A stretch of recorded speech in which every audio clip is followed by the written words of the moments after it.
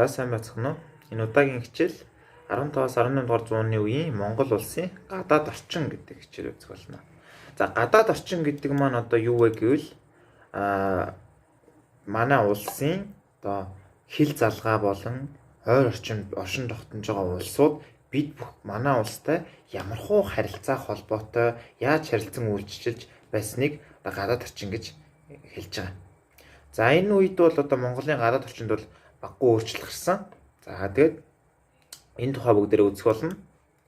За 14 дугаар зууны үеэс одоо Монгол улсын гадаад орчинд ямар өөрчлөлт гарсан бэ? Зурагт тулгуурлан тунгаан бодорой гэж. За бүгдээр хамтдаа бодцгоё.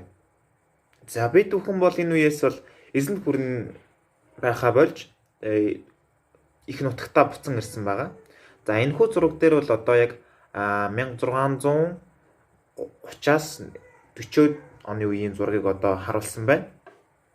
За энд бол одоо халах буюу одоогийн Монгол улс, за зүүн гар улс, за Казак, Манжчин улс, Мин улс гэх мэт ингээд одоо Могол, Оросын хаант улс гэх мэт томоохон одоо тухайн үеийн Төв Азийн түүхэнд одоо түүхийг одоо бичлэжсэн томоохон улсуудын одоо нэр байна. За эндээс харахад бол манай улсыг одоо тойроод Оросын хаант улс, Манжчин улс, Мин улс, за тэгээд одоо Казак болон Свеп их Монголын одоо улсууд оршин тогтнож исэн байх нэ.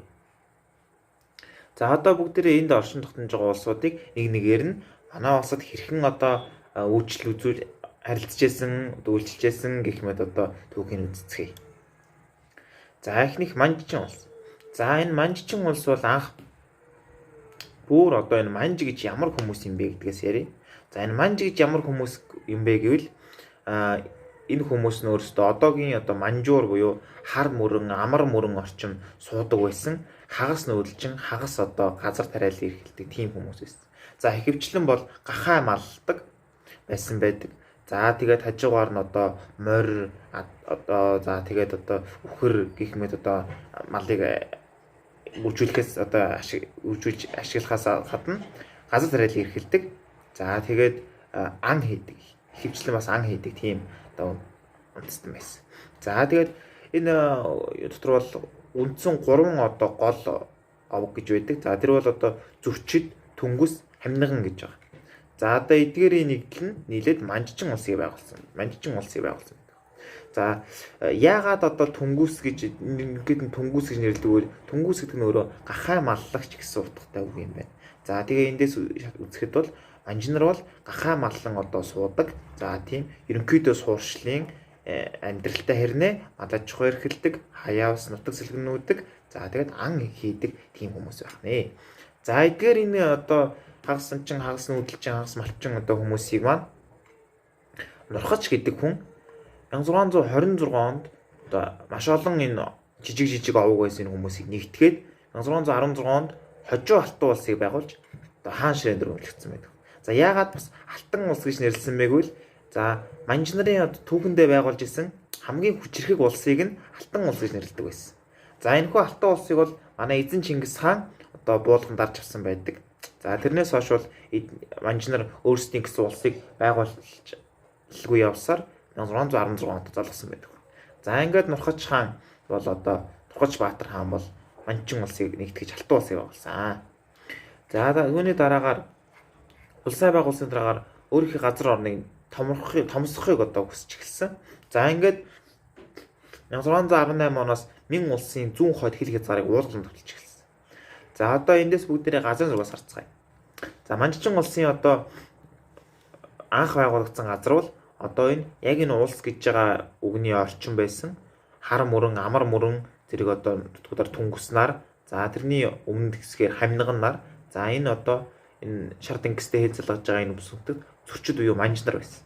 За ингээд энэ гурыг нэгтгэж зөрчидийн Хожуу Алтан улсыг байгуулж одоо байгуулсны дараагаар Мин улс руу халдан тогтолж эхэлсэн. Мин улсын газар тэгвэл одоо энэ тавьцаа байсан байдаг. За ингээд энэ Мин улс руу тогтолж эхэлсэн. За ингээд уулгалан давталж маш их хэмжээний одоо олон тосгодуудыг эзэж дээрэм тонвол хийсэн.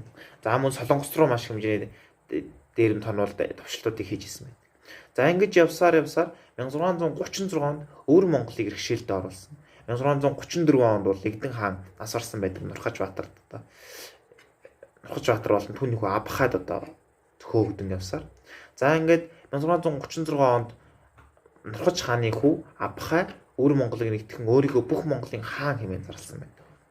За ингээд энэ Абхай хааны үед одоо Манчин улсын газардаг яг одоо энэ одоогийн энэ зураг дээр харж байгаа хэмжээндээ хүртлээр томорсон байдаг байна. За тэгээ 1644 онд Мин улсыг эзэлж маш томоохон эзэн гүрнийг байгуулах эхлэн тавигдсан байдаг. За тухайн үеийн Мин улс бол нэг 120-оос 150 сая хүн амтай байсан гэж үздэг. Харин өвөр Монгол бол нэг сая гаруй хүн амтай байсан. Гэтэл манжнар хідүүлээ байсан мэвэл манжнарын нийтдээ 300 мянга хүрэхтэй үгүйтэй байсан гэж сурвалж тэмдэглүүлсэн байна. За тэгэхээр энэ цөөхөн хүмүүс яаж энэхүү том эзэн гүрнийг байгуулсан бэ гэдэг бол бас гайхалтай төв байдаг байгаа. За дараагийн улс бол Мин улс. За Мин улс бол мэдээж хэрэг манай Монголын их Юан гүрний унсны дараагаар хятад бий болсон одоо улс байгаа. За энэ Мин улс бол одоо 1368-аас 1644 онд Төв Азад бол хамгийн одоо өвчрэг гүрнүүдийн нэг тооцогддог байсан. За тэгээд нүүдэлчдээр нь зохиолох буюу одоо баруун зүүн Монголыг хооронд нэвтрэлзүүлэн тулдуулдаг байсан. За тэгээд нүүдэлчдийг буцан дахиж ирж хятадыг эзлэх вэ гэдгээс сэргийлэх үүднээс одоо адууны захыг одоо явуулдаг гэсэн. Энэ адууны зах гэдэг нь яадаг вэ гэвэл Мин улсын Монголтой худалдаа хийхдээ зөвхөн одоо яг унаглах насны буюу үржлийн насны гүүгээр болон одоо залуу агт мордоор арилжаа хийдэг гэсэн. За ингэснээр үржлийн насны гүү байхгүй болчих юм бол гүү цөөрчих юм бол Монгол адуу усч үрчихгүй. За мөн цэрэг дайнд ашигладаг агт мордгүй болчиход эдгээр мөн аль бид нар л дайрч чадахгүй гэж үздэг байсан байна. За иймэрхүү бодлохоор одоо ингэж олон он удаан жил оршин тогтносон боловч манжнарт 1644 онд эзлэгдсэн. За ингэж эзлэхдээ бол дотооддоо маш тэмцэлтэй байсан гэж үздэг байна. За мөн бас Мин улсын хажуугаар мөн л Төвд улс дотооддоо эвдрэлтэй байсан. Улааны болон шарын хоёр урсгал нь хоорондоо ингээд маш том дайнтай байсан байдаг. За энэхүү тайныг нь мөн ашиглан манжнар эзэлж авсан гэж үздэг. За Монголын баруун хэсгээр бол одоо Киргиз болон Казакийн жузууд байсан. За жуз гэдэг нь бол ер нь 100 гэсэн үг гэж үзээд байгаа. За ингээд түүний өмнө үеэр бол Монголын их эзэнт гүр орж байжээ. За Монголын их эзэнт гүр бол сүүл дотоодын хямралаас болж одоо буурандаар очсон байдаг. За дундад Азад бол Яркэн Турфаны захирагч нар бол одоо торгоны замыг эзэрхэхийн төлөө одоо ингээд хоорондоо тэмцэлцсээр байсан. За харин эдгээрийн одоо ихэнх хэсгийг Бухар, Самарканд зэрэг томоохон хотуудыг бол зүүн гарын хаанд улсад эзлэн авсан байдаг баг. За хамгийн сүүлчээ одоо болон хамгийн нэлээд хүчрхэг байсан гүрэн бол Оросын эзэнт гүрэн. За Оросын эзэнт гүрэн бол одоо газар зүйн нээлтийн үеэр Сибирийн зүг одоо маш хэмжээний их төрөлтийг хийсэн. За ингээд монголчуудтай хэл одоо залгаж эхэлсэн байдаг ингэснээр. За тэгээд Бурайдын нутгийг бол одоо маш хэмжээний бэхлэл шивээ барих. За тэгээд баг том хэмжээний тулаанууд хийх. За тэгээд хүмүүсийг нь одоо цөлөх, хядах зэрэг одоо зөөлөн болон хатуу аргыг ашиглан энэ Сибирь болон Бурайдын нутгийг эзлэн авсан байдаг баг. За ингээд анхаарал хандуулсан бол баярлалаа. Баяртай.